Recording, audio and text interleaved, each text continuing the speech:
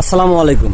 আমরা এই ভুট্টা গাছ যখন লাগাই তখন কিন্তু একটি ভুট্টা দানা লাগাই। একটি ভুট্টা দানা থেকে কিন্তু একটি ভুট্টা গাছ হয়ে থাকে।